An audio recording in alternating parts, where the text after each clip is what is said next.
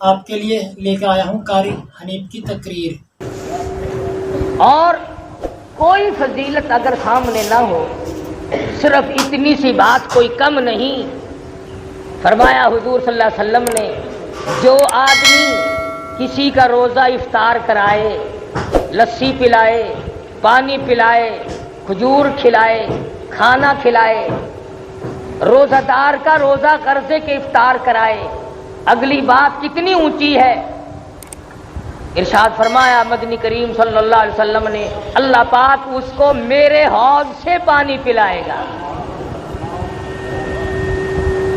اور جو آدمی میرے حوض سے پانی پی لے گا، اسے جنت کے داخلے تک پھر 50,000 سال تک پیاس نہیں لگے گی۔ کتنا بڑا کرم ہے، کتنی بڑی مہربانی ہے، کتنی بڑی عطا اور بندہ نوازی ہے، کس قدر اس نے اپنا کرم اور فضل فرمایا۔ اب بھی بندے اگر اس کی رحمت کو نہ سمیٹیں تو یہ ہماری کوتاہی ہے۔ صحابہ اکرام رضوان اللہ تعالی علیہم اجمعین کے سامنے مدنی کریم صلی اللہ علیہ وسلم نے فرمایا کہ بنی اسرائیل کا ایک آدمی تھا جس نے 1000 سال تک اللہ کی راہ میں جہاد کیا، اور ایک دن ارشاد فرمایا مدنی کریم صلی اللہ علیہ وسلم نے کہ بنی اسرائیل کے 4 حضرات تھے، انبیاء تھے، پیغمبر تھے، رسول تھے، جنہوں نے 80 برس تک اللہ پاک کی اتنی زبردست عبادت کی کہ پل جھپنے کے برابر خداوند یا کریم کی یاد سے غفلت نہ کی۔ اندازہ لگاؤ، ایوب علیہ السلام ہے، حضرت زکریا علیہ السلام ہے، حضرت حزقیل علیہ السلام ہے، حضرت یوشع علیہ السلام ہے۔ 4 پیغمبروں نے اتنی اچھی اور بہتر طریقے سے عبادت کی کہ 80 برس تک پلک جھپنے کے برابر بھی غفلت نہ کی۔ صحابہ رونے لگے، صحابہ اللہ پاک کی حضور میں عرض کرنے لگے، او مالک ہماری تو 80 برس کی عمر بھی نہیں، ہم کیسے مقابلہ کریں گے، ہم کس طرح نیکی کمائیں گے؟ اللہ پاک نے فرمایا، او میرے نبی کے غلاموں، او میرے نبی کے جانثاروں، او میرے نبی کی پروانوں، او میرے نبی کے دیوانوں، اِنَّا انزلناہ فی لیلۃ القدر۔ او میرے نبی کے غلاموں، میرے بندوں، میری توحید کے پرستاروں، مجھ خدا کو وحدہ لا شریک ماننے والوں، میرے دروازے پہ دستک دینے والوں، مجھے حاجت روا سمجھنے والوں، مجھے مشکل کشا ماننے والوں، آؤ میں تمہیں ایک رات ایسی عطا کرتا ہوں جو 1000 مہینوں سے بہتر ہے۔ وما ادراک ما لیلۃ القدر، تمہیں کیا معلوم ہے وہ کیا چیز ہے، وہ کتنے شوق بھری چیز ہے، لیلۃ القدر کیا ہے؟ حضور اکرم صلی اللہ تعالی علیہ وسلم نے ارشاد فرمایا، جس آدمی کو شب قدر کی 1 رات کی عبادت نصیب ہو جائے، 1 رات کا جاگنا نصیب ہو جائے، 1 رات کی شب بیداری نصیب ہو جائے، حضور فرماتے ہیں اسے اللہ تبارک و تعالیٰ کے یہاں 83 سال 4 مہینے کی عبادت کا ثواب ملتا ہے۔ کیا ٹھکانہ ہے اس کے کرم کا؟ وہ تو اتنا دینے والا ہے، تو لینے والا بن۔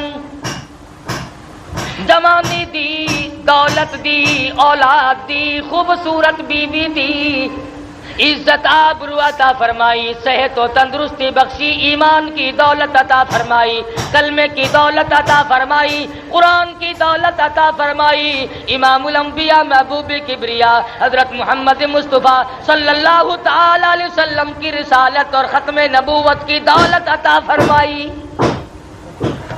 کتنی بڑی دولت ہے۔ صحابہ اکرام کو ان چیزوں کا پتہ لگا، وہ جانتے تھے، انہیں معلوم تھی قیمت ان چیزوں کی۔ آج ہم رمضان کی قیمت کیا جانے، آج قرآن کی قیمت جاننے والے لوگ قبروں میں جا کے سو گئے۔ ورنہ وہ اتنا دینے والا ہے، ساری ساری رات صدائیں کرتا ہے، مناجات کرتے ہیں، دعا کے بدلے میں آواز آتی ہے، اور سے عظیم کی اٹھانے والے فرشتوں اب تم یہ کام چھوڑ کر روزہ رکھنے والوں کی دعاؤں پہ آمین کہو۔ تو یہاں جھوپڑی میں روزے رکھ رہا ہے، تو یہاں کچے کوٹھے میں روزے رکھ رہا ہے، تو اس بستی اور کنویں پہ بیٹھ کر کے روزے رکھ رہا ہے، عرش عظیم کو اٹھانے والا فرشتہ عرش کرسی پہ بیٹھ کر تیرے لیے بخشش کی دعا کرتا ہے۔ کس قدر اللہ پاک کا کرم ہے، کتنی بڑی کریمی ہے۔ اب بھی اگر تو نہ چاہے تو تیری کوئی اس میں خطا ہے، تیری اس میں کوئی غلطی، اپنی کو تسلیم کر، ورنہ وہ تو اتنا دیتا ہے، تیرے کرم سے بے نیاز اور کون سی شے ملی نہیں، اور جھولی ہی میری تنگ ہے پر تیرے یہاں کمی نہیں۔ تو بڑا دینے والا ہے، تو نے سارے جان کو دیا، تم نے جس کو دینا چاہا تو عزت عطا کر دی، اور جس کو تو ذلیل کرنے پہ آئے تخت شہنشاہی سے اتار کے پھینک دے۔ فرمایا تنزل الملائکۃ والروح فیہا بإذن ربہم من کل امر سلام۔ شب قدر والی رات میں آسمان سے فرشتوں کی قطار اترتی ہے، لگاتار فرشتے اترتے ہیں، جبریل امین تشریف لاتے ہیں، حکم ہوتا جبریل جاؤ مقبول ترین فرشتوں کو لے جاؤ، اس رات میں جو ہاتھ دعا کے لیے اٹھے ہوئے ہوں ان ہاتھوں سے جا کر مصافحہ کرو۔ فرشتے تلاش کرتے ہیں دعا کرنے والے ہاتھ کہاں ملتے ہیں۔ تنزل الملائکۃ والروح، فرشتے اترتے ہیں، جبریل امین تشریف لاتے ہیں۔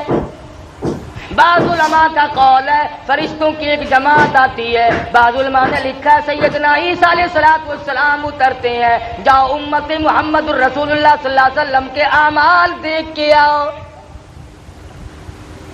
حدیث پاک میں آتا اللہ پاک نے فرشتوں کو شب قدر کی رات میں پیدا فرمایا، اللہ پاک نے آدم علیہ السلام کی تخلیق کا مادہ اسی رات میں جمع فرمایا، اللہ پاک نے لیلۃ القدر والی رات میں جنت کو پیدا فرمایا، جنت کو آراستہ فرمایا، لیلۃ القدر والی رات میں اللہ پاک نے جنت میں درخت لگائے۔ سیدنا عیسیٰ علیہ السلام کو آسمانوں پہ اسی رات میں اٹھایا گیا، اور لوگوں زندگی میں وہ راتیں پھر آ پہنچی، آؤ مانگو جس نے مانگنا ہے، سبحان اللہ۔ کہیں ایسا نہ ہو سر بسجود ہوں مگر عزم میں پختگی نہیں، اور قائل بندگی تو ہوں قابل بندگی نہیں۔ میں تو ہر وقت سجدہ ریزی کرتا ہوں پر کیا معلوم تیرے یہاں قبول بھی ہے کہ نہیں۔ شرف قبولیت عطا فرمائے یہ اس کی کریمی کے سہارا اور کریمی کے صدقے پہ منحصر ہے، کوئی زبردستی نہیں کر سکتا۔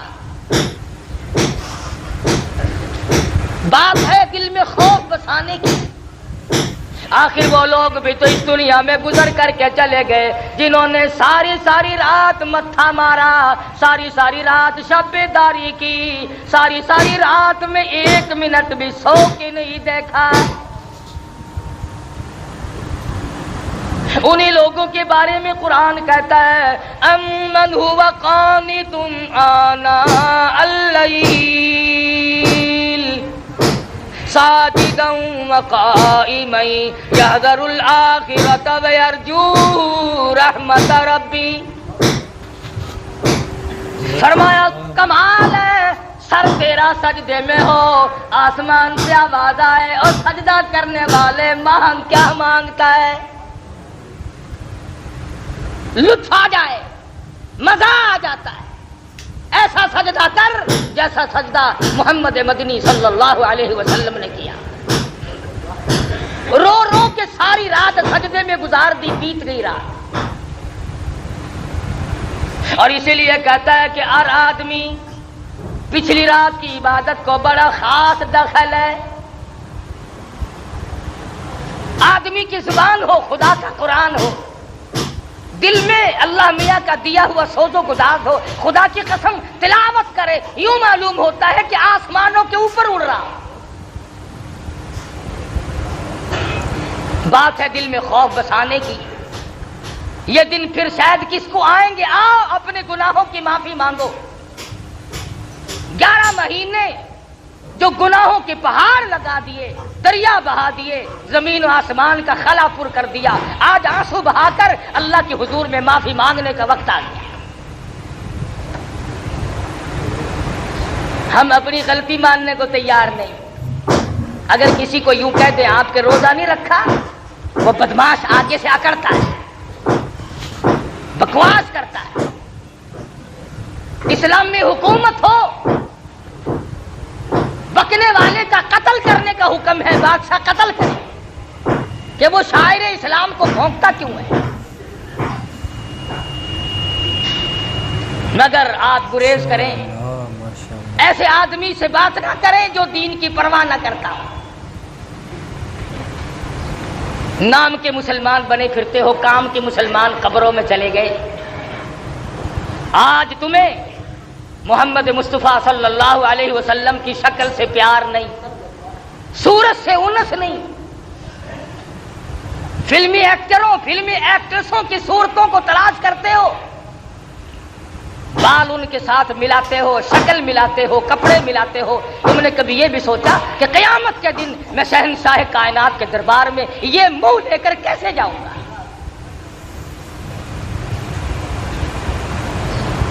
صحابہ کرام رضوان اللہ تعالی علیہ مجمعین میں سے جس سے غلطی ہوئی فوراً رجوع کیا. ماعز سلمی رضی اللہ تعالیٰ عنہ صحابی ہے.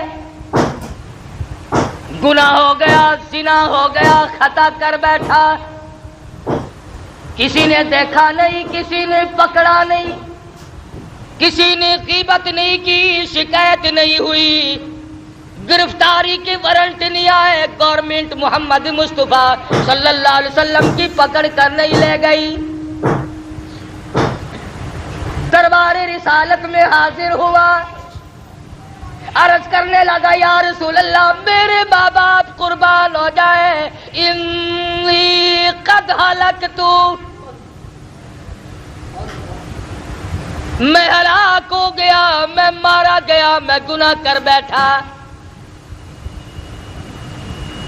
محمد مدنی صلی اللہ علیہ وسلم نے اس کی طرف سے رخ پھیر لیا. شاید جذبات میں آ کر کوئی بات کرتا ہو، وہ دوسری طرف آ کھڑا ہوا، پھر حضور نے اس طرف سے منہ پھیر لیا، پھر وہ اس طرف آ کے کھڑا ہو گیا. پھر حضور نے پوچھا خواب کی بات تو نہیں؟ کہنے لگا نہیں، بیداری میں زندگی میں مجھ سے گناہ ہو گیا. اور اللہ کے پاک پیغمبر میں گناہگار ہوں، میرے ملحوظ قدم اللہ کی پاک زمین پہ نہیں گرنے چاہیے.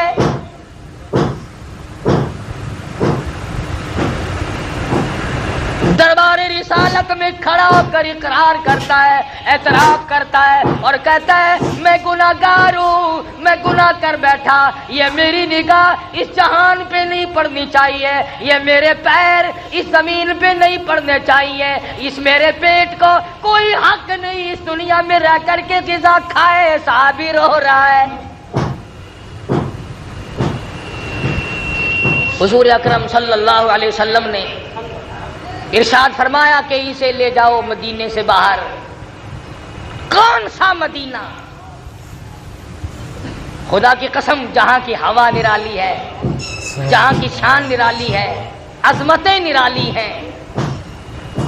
کیا کہنا اس مدینہ کا جہاں عقائد عالم کا بسیرا ہو صلی اللہ علیہ وسلم. وہاں کی ہر چیز نرالی، عظمتوں سے بھرپور، جہاں پر آج تک اس گئے گزرے دور میں، اس گئے گزرے وقت میں اب تک یہ حالات ہے. مولانا قاضی احسان احمد شجابادی صدقہ رحمت اللہ علیہ فرماتے تھے کہ ہم نے بیٹھ کر کے کھانا کھایا، ہم نے ہڈی چوس کے پھینکی تو ایک بدو کے چھوٹے سے بچے نے اٹھا کر چوسنی شروع کر دی. ہمیں ترس آیا، ہم نے پاس بٹھایا، کھانا کھلایا، اور بعد میں ہم نے کہا بیٹا ہمارے ساتھ پاکستان چلو، ہم تجھے روٹی بھی کھلائیں گے، کپڑا بھی پہنائیں گے، شادی بھی کریں گے، مکان بھی دیں گے۔ اس بچے نے کہا سب کچھ دو گے؟ کہ ہاں۔ کہ تمہارے یہاں سب کچھ ملتا ہے؟ کہ ہاں۔ معصوم بچہ کہتا ہے قاری صاحب کی طرف اشارہ کر کے کہ اچھا سب کچھ ملے گا؟ کہ ہاں سب کچھ ملے گا۔ کیا تمہارے ملک میں یہ گنبد خضرا بھی ہے؟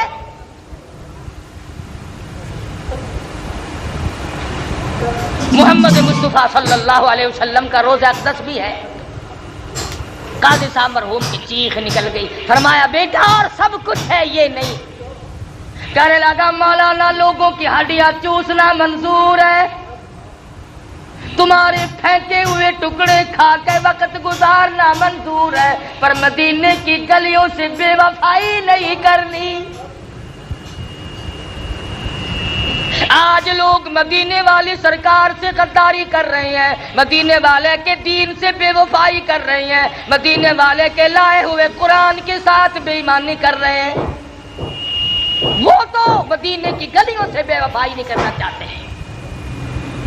یہ کئی حج کر رکھے ہیں حاجیوں نے، ان سے پوچھو کہ مدینہ منورہ میں کئی مہینے بھی ٹھہرے ہیں، انہوں نے کبھی مدینے پاک میں کبھی کسی کتے کو بھونکتے بھی سنا ہے کبھی؟ اور مسلمانوں پاکستان کے باشندوں ذرا شرم کرو، ڈوب کے مر جاؤ۔ مدینے کا کتا شرم کرتا ہے، مدینے کا کتا حیا کرتا ہے، گنبد خضرا صلی اللہ علیہ وسلم کا ادب اور احترام کرتا ہے، وہ نہیں بھونکتا۔ ہمارے یہاں کئی لوگ مسلمان کہلا کر، مسلمان کے گھر میں پیدا ہو کر نبی کے قرآن کو، نبی کے صحابہ کو بھونکتے رہتے ہیں۔ کتنے لوگ ہیں جو امام الانبیاء محبوب کبریا حضرت محمد مصطفیٰ صلی اللہ تعالی علیہ وسلم کی اہلیہ محترمہ، ہم سب مومنوں کی اماں سیدہ عائشہ صدیقہ کو بھونکتے رہتے ہیں۔ کون ایسا صدیقہ جس کے صدقے میں تجھے تیمم ملا، جس کے صدقے میں تجھے پاک دامنی ملی؟ ارشاد فرمایا مدنی کریم صلی اللہ علیہ وسلم نے ایسا صدیقہ نہ ہوتی تو دین ناقص رہ جاتا، ادھورا رہ جاتا۔ اور تو اور جو لوگ ان باتوں کو اٹھاتے ہیں، آؤ تھوڑا سا اشارہ کر دوں، سیدہ عائشہ صدیقہ اور سیدہ فاطمہ الزہرا رضی اللہ تعالی عنہما، ماں بیٹی دونوں ایک جگہ بیٹھی ہوئی ہیں۔ خاتون جنت فاطمہ الزہرا رضی اللہ تعالیٰ عنہا فرمانے لگی امی جان، خالہ جان، میرا مرتبہ آپ سے بڑا ہے، اس لیے میں پیغمبر کی بیٹی ہوں، آپ ابو بکر صدیق رضی اللہ تعالیٰ عنہ صحابی کی بیٹی ہے۔ عائشہ صدیقہ رضی اللہ تعالیٰ عنہ فرمانے لگی بیٹی میں تسلیم کرتی ہوں، آپ امام الانبیاء کی لخت جگر ہیں، نور نظر ہیں، آپ پیغمبر صلی اللہ علیہ وسلم کی بیٹی ہیں، ٹھیک ہے میں صحابی کی بیٹی ہوں، لیکن بیٹی ایک بات تو بتاؤ، یہ تم نے خود اپنے ابا سے سنا ہوگا قیامت میں جس کا نکاح جس کے ساتھ ہوگا وہ اس کا دامن پکڑ کر جنت میں جائے گی۔ فاطمہ الزہرا نے تسلیم کر لیا اور کہنے لگی میں نے اپنے ابا سے یہ بات سنی ہے۔ پھر عائشہ صدیقہ رضی اللہ تعالیٰ عنہ فرماتی ہیں اے میری بیٹی، اے فاطمہ، پھر یاد رکھو ٹھیک ہے تم پیغمبر کی بیٹی ہو، میں صحابی کی بیٹی ہوں، لیکن یاد رکھو جب جنت میں داخلے کا وقت آئے گا تو حضرت علی صحابی کی انگلی پکڑ کے جائے گی جنت میں امام الانبیاء کا دامن پکڑ جنت میں جاؤں گی، میں نبی کے ساتھ جاؤں گی، تو صحابی کے ساتھ جائے گی۔ تو صحابی کا خوف عرض کر رہا تھا آج ہمیں اپنے رشتہ داروں کی موت پہ رونا آ جائے گا، درد کرم میں غم میں رونا آ جائے گا، لیکن اپنی روح سیاہی پہ، اپنی بدعمالی پہ کبھی رونا آج تک نہیں آیا۔ اکیلا بیٹھ کے کبھی رویا کر، کبھی ان آنکھوں سے پانی بہایا کر جو جہنم کی آگ کو بجھاتی ہیں۔ صحابی کہتا ہے یا رسول اللہ میرے یہ منحوس قدم اس زمین پہ نہیں پڑنے چاہیے، مجھے سنسار کرو۔ حضور صلی اللہ علیہ وسلم نے حکم دے دیا، صحابی کو مدینہ منورہ سے باہر لے گئے، پتھر مارنے جب شروع کیے تو خون نکل کر ایک دوسرے صحابی کے کپڑوں پہ پڑا، اس کی زبان سے کوئی گستاخی کا کلمہ نکل گیا، حضور اکرم صلی اللہ علیہ وسلم تک پہنچا.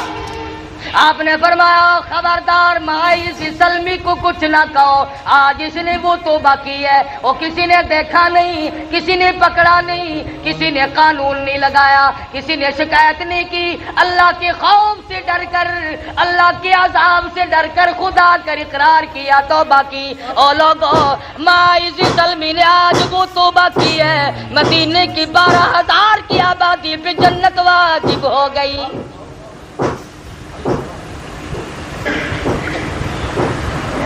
ہمارا یہ خیال ہے کہ گناہ جو پرانا ہو جاتا ہے نا وہ خود بخود معاف ہو جاتا ہے. دل آدمی کا کہتا ہے او جی وہ جوانی کے وقت کی بات ہے، چھوڑو اب کیا یاد کرنا ہے اس کا، بچپن تھا گزر گیا، نئی عمر تھی گزر گئی. نہیں، اللہ کے بینک میں موجود ہے، یاد رکھ. قبر میں جائے گا ایک ایک ذرہ کھڑا ہوا پائے گا. ایک عورت مدنی کریم صلی اللہ علیہ وسلم کے دربار میں آتی ہے، آپ کیا عرض کرتی ہے یا رسول اللہ انی قد ہلکت طہرنی طہرنی، مجھے پاک کر دو، مجھے پاک کر دو. انی قد ہلکت، میں ہلاک ہو گئی، میں ماری گئی، میں برباد ہو گئی، میرا کچھ نہ رہا. حضور اکرم صلی اللہ علیہ وسلم کے پوچھنے پر پتہ چلا زنا کا گناہ ہو گیا. کوئی پکڑ کے نہیں لایا، کسی نے شکایت نہیں کی، کسی نے خبردار نہیں کیا کہ آؤ. اللہ سے ڈر کر، قیامت کا خوف کھا کر، قبر کے عذاب کو مد نظر رکھتے ہوئے اس دنیا میں آئے. اس کے سامنے یہ آیت موجود تھی وَامْتَازُوا الْيَوْمَ أَيُّهَا الْمُجْرِمُونَ، اور مجرموں میرے نیک بندوں سے الگ ہو جاؤ. لِيَمِيزَ اللَّهُ الْخَبِيثَ مِنَ الطَّيِّبِ، میرے نیک بندوں سے الگ ہو جاؤ، اور زانیوں الگ ہو جاؤ، اور بدماشوں الگ ہو جاؤ، اور چوری کرنے والوں الگ ہو جاؤ، اور ملاوٹ کر کے لوگوں کی جیبیں کاٹنے والے الگ ہو جاؤ، اور رشوت کھانے والے الگ ہو جاؤ، اور حرام کھانے والے الگ ہو جاؤ، اور سود کھانے والے الگ ہو جاؤ. وَامْتَازُوا الْيَوْمَ أَيُّهَا الْمُجْرِمُونَ. الگ آواز آئے گی، الگ ہو جاؤ، میرے نیک بندوں کے پاس کھڑا ہونے کی تمہیں کوئی اجازت نہیں ہے، تم یہاں کیوں کھڑے ہو. اور ایک اور بات آپ کو سمجھا دوں، اس وقت کا کیا کہنا جب پوتا دادا کے کھڑے کھلتے ہوئے عیب دیکھے گا. اس وقت کیا بنے گی جب دادی کا دفتر کھل رہا ہوگا، پوتی سامنے کھڑی ہوگی. اس وقت کیا بنے گی جب نانی کا نام اعمال کھل رہا ہوگا، نواسی سامنے کھڑی ہوگی، ماں کا حال سامنے کھل رہا ہوگا، بیٹی سامنے کھڑی ہوگی. اس وقت کیا حال بنے گا. اس لیے ان حضرات کے دلوں میں پہلے سے خدا کا خوف آیا، اللہ کا ڈر آیا، دل و دماغ میں بسایا. جانتے تھے دنیا میں جو مصیبت چاہو اٹھا لو، عذاب معاف کرا لو، توبہ کر لو، استغفار کر لو، یہ سارے کام دنیا میں ہوتے ہیں. آخرت میں جا کر کے پھر جزا اور سزا دو ہی مقام. عورت ذات ہو کر آج عورتوں کو یہ فکر نہیں کہ میری نماز صحیح بھی ہے کہ نہیں، مجھے کلمہ بھی صحیح آتا ہے کہ ایک دوسری عورت کو کلمہ سنا کر کے نہیں دیکھتی کہ ایسا نہ ہو اگر میرا کلمہ غلط ہوا تو میرا ایمان کہاں ہوگا. عورتیں کلمے کی طرف توجہ نہیں دیتی، نماز کی طرف توجہ نہیں دیتی. تمہیں معلوم ہے مرد ہو یا عورت ہو جس نے جان بوجھ کر نمازوں میں بے پرواہی کی، قیامت کے دن خنزیر کی شکل بنا کر اٹھایا جائے گا.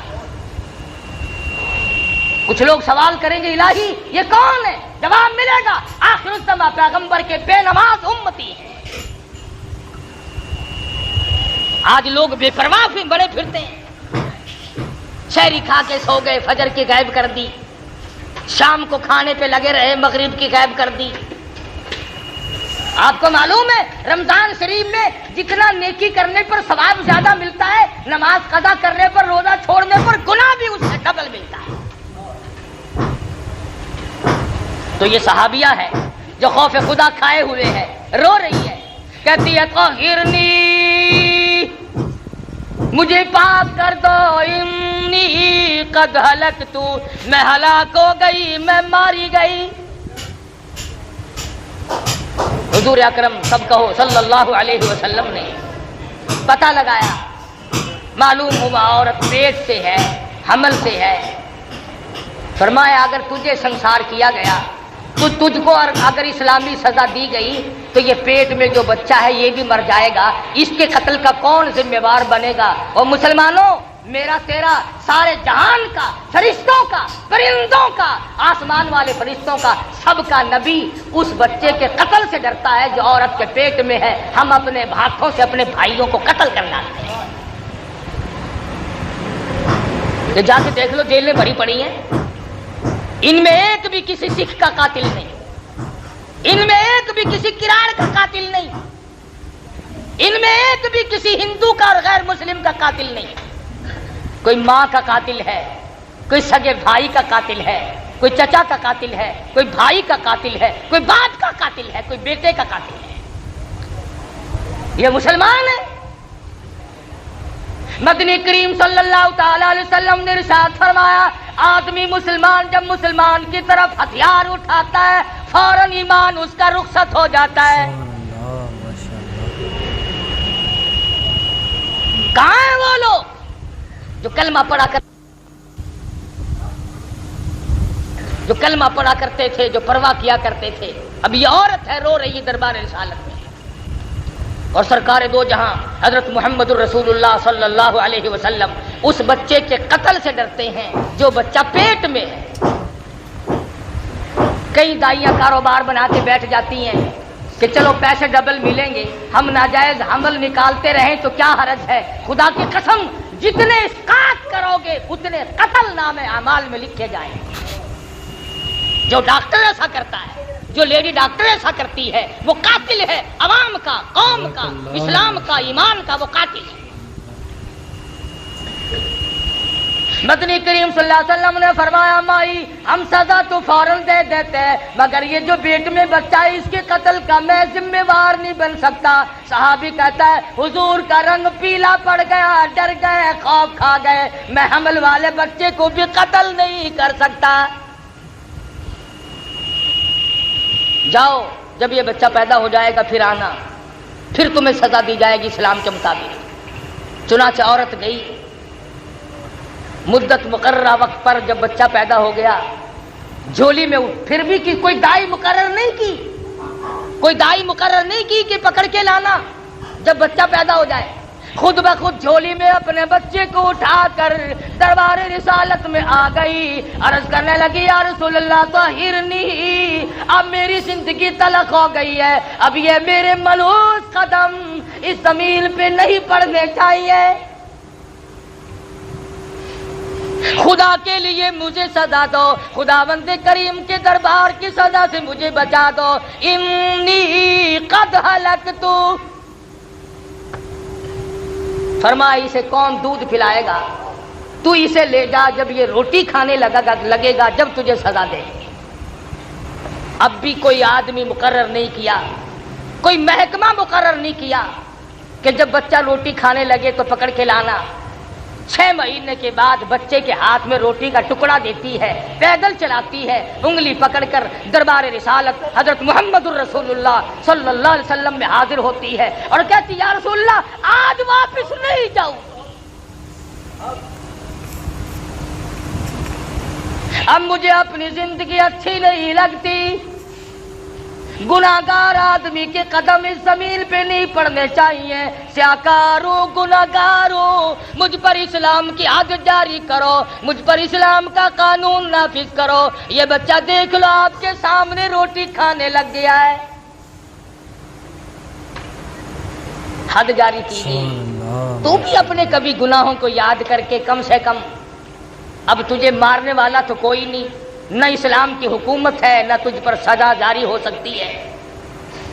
33 برس ہو گئے ٹھگی مارتے مارتے، خدا جانے کتنے آئے اور کتنے چلے گئے، اور نہ معلوم اب بھی اور کتنے جائیں گے کتنے آئیں گے۔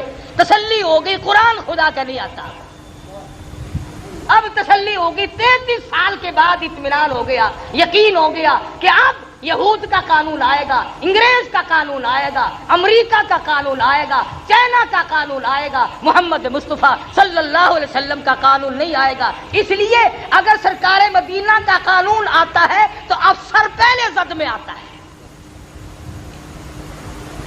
قانون نافذ کرنے والی جو مشینری ہے وہ پہلے بیچ میں آتی ہے۔ اسلام آباد سے لے کر کے پوری دنیا کے دیہاتوں تک اگر یہ مشینری ٹھیک ہو جائے نا، اس ملک کا اگر افسر جانبدار ہو جائے اور اس کے دل میں خدا کا خوف آ جائے اور وہ قیامت سے ڈر جائے اور وہ اپنی قبر سے ڈر جائے، خدا کی قسم ہمارا پاکستان جنت کا نقشہ بن سکتا ہے۔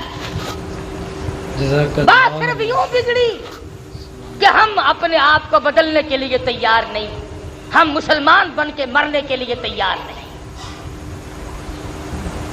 صحابہ اکرام رضوان اللہ تعالی علیہ مجمعین کے یہاں دین اتنا سستا نہیں تھا جتنا ہمارے یہاں ہے، انہوں نے بہت کچھ خرچ کر کے دین کو حاصل کیا تھا، ان کا قرآن اور ایمان پر بڑا خرچ ہوا تھا، ان کی زندگیاں گزری۔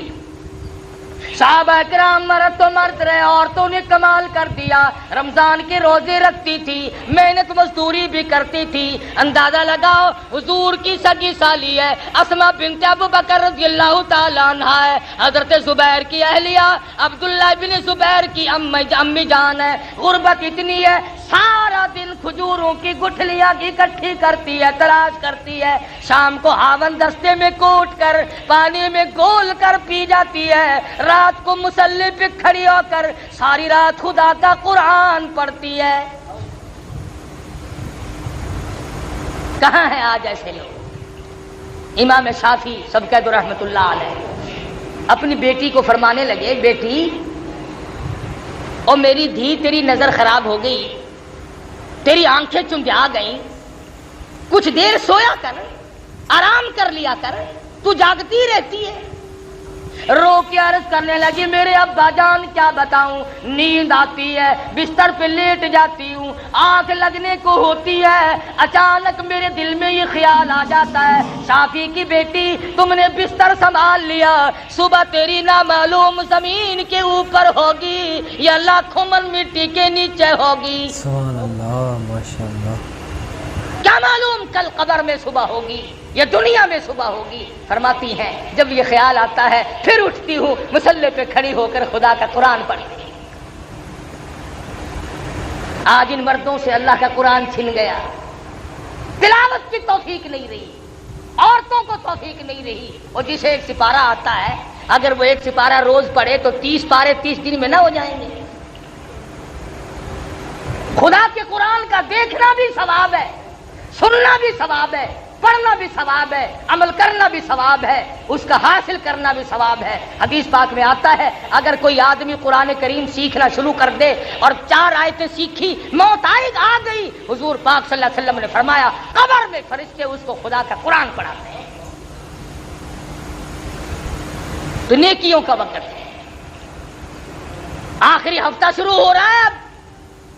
فرمایا شب قدر رات جو ہے بڑی برکتوں والی رات ہے، 21ویں 23ویں 25ویں 27ویں 29ویں رات میں تلاش کرو۔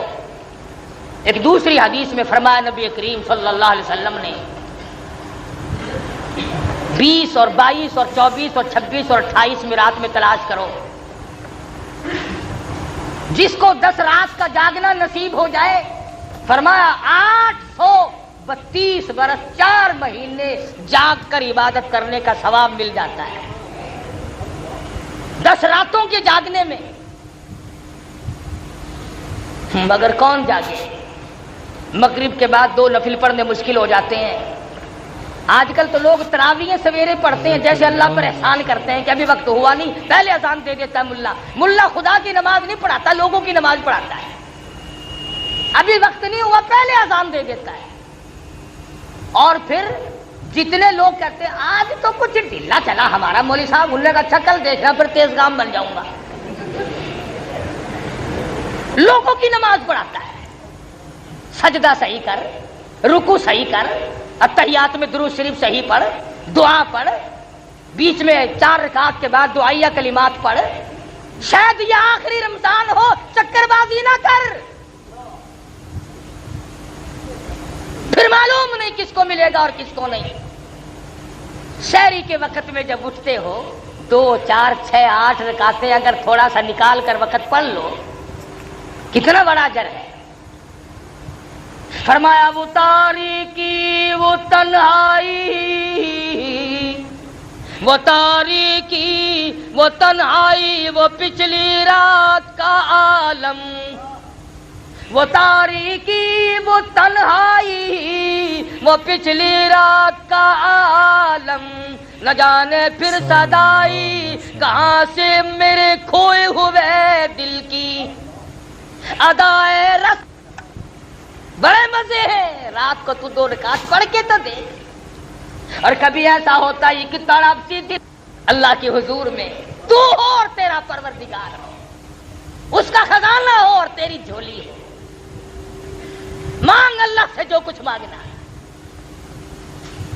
کہتے تو ہو، عورتوں نے آج بھی بے شمار نے کہا، مرد بھی کہتے ہیں دعاؤں کے لیے اللہ تعالیٰ رمضان قرآن کے صدقے میں سب کی تمناؤں کو پورا فرما دے، مگر یہ بتاؤ جو رو کر طلبگار مانگے گا وہ دوسرا کہاں مانگ سکتا ہے؟ اپنی اغراض کے لیے، اپنی تمناؤں کے لیے، اپنی حاجتوں کے لیے اٹھو، رات کو اٹھو اور اس وقت میں سے کچھ سیکنڈ نکال کر، یا پھر افطار کے وقت۔ ہمارا تو سارا وقت ضائع ہو جاتا ہے ادھر ادھر گپے مارنے میں، سامان رکھنے رکھوانے میں، بچوں کو اٹھانے بٹھانے میں۔ نہ، سکون سے روزہ افطار کیا کر، اللہ پاک سے مانگا کر، اپنے ایمان کی سلامتی مانگ، اپنے ماں باپ کی بخشش کی دعا مانگ، اپنے عزیزوں اقربا، ساس سسر، دادا دادی، نانا نانی اور تمام عزیز و اقربا کے لیے بخشش کی دعا مانگ۔ مالک کا خزانہ تیرے لیے بہ رہا ہے۔ اس لیے خداوند کریم نے فیصلہ کر دیا، فرمایا وَإِذَا سَأَلَكَ عِبَادِي عَنِّي فَإِنِّي قَرِيبٌ أُجِيبُ دَعْوَةَ الدَّاعِ إِذَا دَعَانِ فَلْيَسْتَجِيبُوا لِي وَلْيُؤْمِنُوا بِي لَعَلَّهُمْ يَرْشُدُونَ۔ میرا بندہ جب مجھ سے مانگتا ہے میں اس کے قریب ہوتا ہوں، وہ جتنا گڑ گڑا کے مانگتا ہے۔ ایک حدیث میں آتا ہے میرا بندہ جب مانگتا مانگتا رو پڑتا ہے، پھر میں اپنے دامن سے اس کے آنسو صاف کرتا ہوں۔ بات ہے ساری یقین کی۔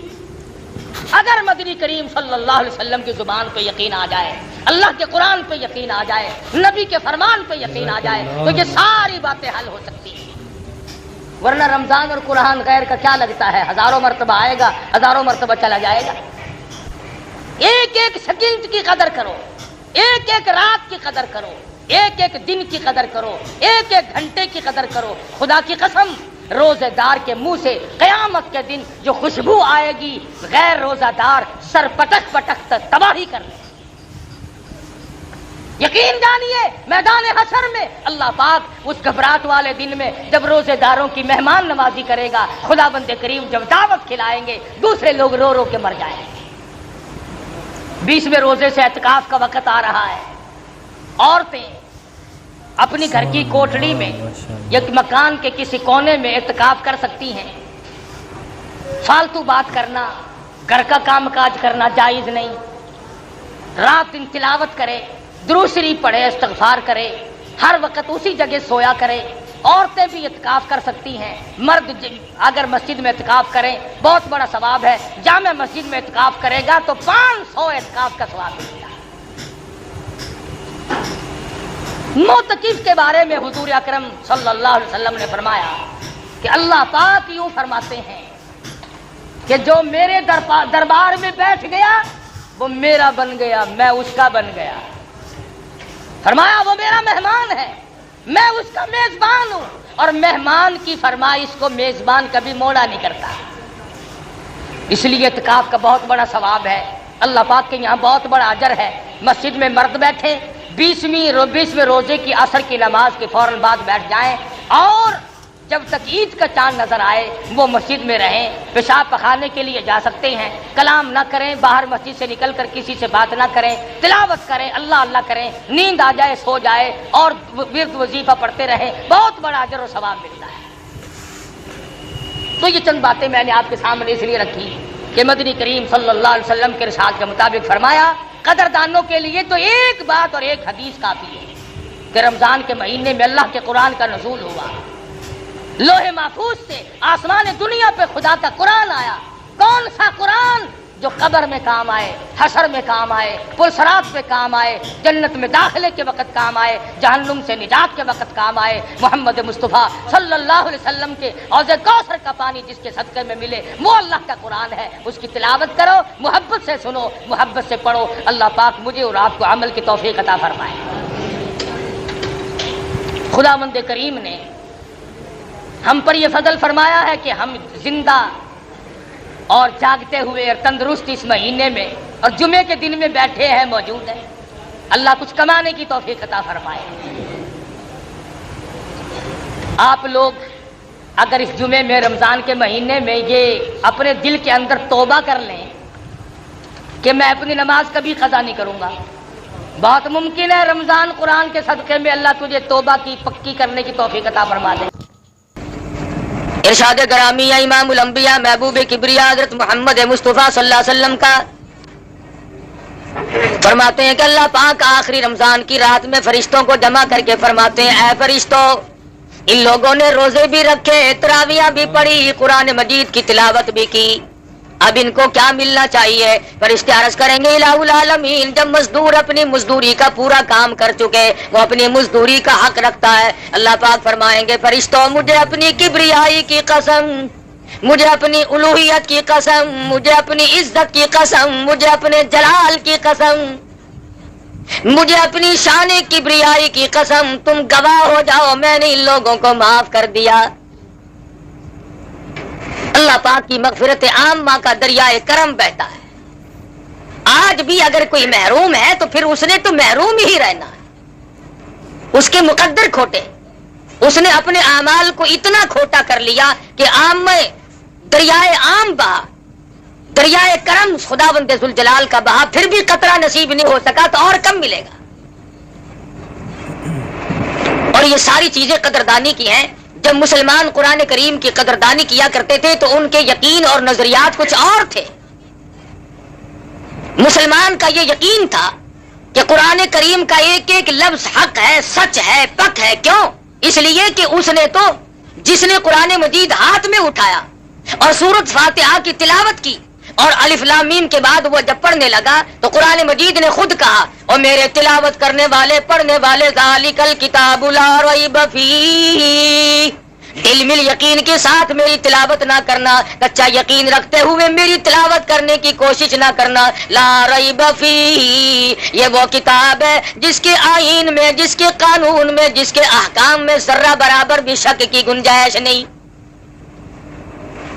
وہ سب سے پہلے مطالبہ کرتا ہے پہلے یقین کامل پیدا کر، اس کے بعد تلاوت کی طرف آنا، اور فرمایا ادب کرنا بھی سیکھ لے۔ لا یمسہ الا المطہرون، خبردار قرآن مجید کو بغیر وضو کے ہاتھ نہیں لگانا۔ کیوں؟ اس لیے تنزیل من رب العالمین، یہ رب کی طرف سے آیا ہوا کلام ہے، کسی آدمی کا کلام نہیں، کسی وزیر کا کلام نہیں، کسی بادشاہ کا کلام نہیں، یہ خداوند ذوالجلال کا کلام ہے۔ اس کی کریمی کا کیا کہنا؟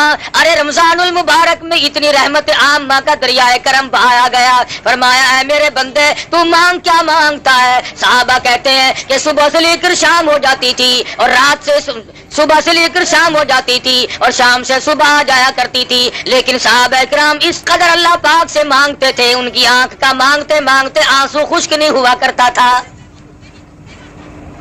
اور آڑے سے آڑے وقت میں، اور یقین اصل میں جب تک خدا کی ذات پہ یقین کامل نہ ہو خدا کے کلام پہ یقین کامل کیسے آئے گا؟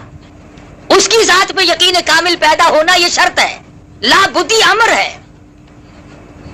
صحابہ کرام نے سرکار دو عالم صلی اللہ علیہ وسلم کے ارشاد پہ یقین کیا، مصیبتوں تکلیفوں پریشانیوں کی پرواہ نہ کی۔ تاریخ میں کوئی یہ ثابت نہیں کر سکتا کہ کبھی کسی صحابی نے یہ گلہ کیا ہو، یہ شکوہ کیا ہو کہ ایمان کی وجہ سے مجھ پہ مصیبتوں کے پہاڑ آ پڑے، میں نے بڑی غلطی کی ہے، ایمان قبول کر کے میں نے غلطی کی ہے۔ کوئی صحابی یہ نہیں کہتا، کبھی نہیں کسی نے، چاہے اس کی اپنی جان پہ پڑے اور چاہے صحابہ کو اپنے بچوں کے قیمے اپنی آنکھوں سے دیکھنے پڑے، اور چاہے صحابہ اکرام اور صحابیات نے اپنے بچوں کو پیاسے اور بھوک کے مارے اپنی گود میں اتنی زبان باہر نکال کر تڑپ کر ایڑیاں رگڑ کر مرتے تو دیکھا، پر صحابی نے کبھی اس بات کا اپنے زبان سے اقرار نہ کیا اور گلہ نہ کیا، شکوہ نہیں کیا کہ خدا پر ایمان لانے کی وجہ سے میرے بچے کا کیا حال بنا ہے۔ آج وہ یقین نہیں، جنہیں وہ یقین ملا ان کے کچھ اور حالات ہیں۔ سیدنا ابراہیم علیہ الصلوۃ والسلام ہے، باپ بت گر نہیں بلکہ بت پرست ہے، بت بنانے والا ہے، بت پرست بھی ہے، بت پرست نہیں بلکہ بت گر ہے، بت بناتا ہے۔ عجیب تجارت نکال رکھی تھی خلیل اللہ کے باپ نے، والد نے۔ کئی لوگ یہ کہتے ہیں کہ آزر کی عقل ماری گئی تھی، پتھروں کے خدا بناتا تھا۔ پتھر کے خدا بنانا مشکل ہے، کیا ہم نے اپنے آپ کو خدا نہیں بنایا ہوا ہے؟ قرآن کہتا فرأیت من اتخذ الہہ ہواہ، آپ ان لوگوں کو بھی دیکھیں گے جنہوں نے اپنی خواہشات کو، اپنی مرضیات کو اپنا خدا بنایا ہوا ہے۔ جو دل میں آ گیا، جو میرے پسند آئے وہ صحیح، اور جو میری سمجھ میں نہ آئے وہ غلط۔ قرآن کریم کا فیصلہ ہے کہ اے محمد عربی صلی اللہ علیہ وسلم، آپ ان لوگوں کو بھی تو دیکھیں گے جنہوں نے اپنی خواہشات کو، اپنی مرضیات کو، اپنی تمناؤں کو اور اپنی اغراض کو، اپنے مقاصد کو اپنا الہ بنایا ہوا ہے۔ آج ہم کب سوچتے ہیں کہ خدا کا فرمان کیا ہے؟ ہم تو یہ سوچتے ہیں کہ میری غرض کہاں ہے، میرا فائدہ کیسے ہے۔ بس یہ فرق ہے صحابہ کے ایمان میں، میرے اور آپ کے ایمان میں۔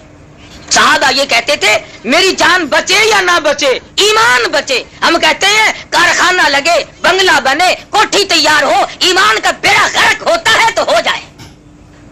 یہ فرق ہے ہم میں اور صحابہ کرام۔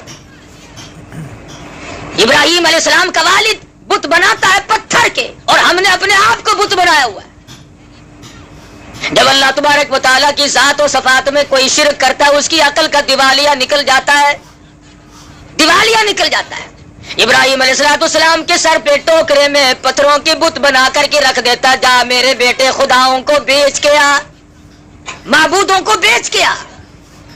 ابراہیم علیہ السلام بازار میں گلی میں نکلتے ہیں، آواز لگاتے ہیں لوگوں لے لو خدا پر ہیں جھوٹے، خدا خریدنے والوں آؤ، جس نے خدا خریدنے ہو وہ آ جائے۔ اور کبھی کبھی ایسا ہوتا کہ جو کل دے کر آئے تھے بچے، عورتیں آئی، انہوں نے کہا کل جو تو خدا دے گیا تھا اس کا تو کان نہیں ہے، ہمیں تبدیل کر دے۔ کل جو تجھ سے ہم نے خدا مول لیا تھا اس کی تو ٹانگ نہیں ہے، لنگڑا خدا ہمیں نہیں چاہیے۔ تو ابراہیم علیہ السلام ایسے خداؤں کی جو پتھروں کے بنائے ہوئے تھے ان کے ناک میں رسی ڈال کر نیچے گھسیٹ کر لاتے۔ باپ کہتا یہ کیا؟ انہوں نے کہا یہ لینے والوں نے واپس کر دیے، مجھے ٹوکرے میں رکھتے ہوئے بھی شرم آئی۔ آئے آئے ابراہیم، تم کتنے خدا کو مانے ہوئے ہو؟ تم ہر رنگ میں یہ سمجھانے کی کوشش کر رہے ہو کہ خدا کے سوا حاجت روا کوئی نہیں، مشکل کشا کوئی نہیں، بگڑی بنانے والا کوئی نہیں، ارے کسی کو بسا کر اجاڑنے والا کوئی نہیں، آباد کو برباد کرنے والا کوئی نہیں، اور برباد کو آباد کرنے والا اس کی ذات کے سوا کوئی ہے ہی نہیں۔ سیدنا ابراہیم علیہ السلام کی یہ حرکتیں دیکھتا رہا آزر کہنے لگا مجھے پتا چل گیا تو میری بات کے خلاف ہے، میں بت بناتا ہوں، خدا بناتا ہوں، تو ان کے خلاف معلوم ہوتا ہے۔ بس تھوڑا سا موقع مل گیا خلیل اللہ کو، فرمانے لگے اے میرے محبوب صلی اللہ علیہ وسلم وَاذْكُرْ فِي الْكِتَابِ إِبْرَاهِيمَ إِنَّهُ كَانَ صِدِّيقًا نَبِيًّا۔ اے میرے نبی صلی اللہ علیہ وسلم اپنی کتاب مقدس میں ذرا ذکر تو کرو ابراہیم علیہ السلام کا، کتنے سچے پیغمبر تھے۔ انہوں نے اپنے باپ سے کہا اذ قال لأبیہ یا ابتی لم تعبد ما لا يسمع ولا يبصر ولا يغنی عنک شیئا۔ اے میرے ابا جان، ان خداؤں کی، ان بتوں کی پوجا کرنے سے کیا فائدہ جو نہ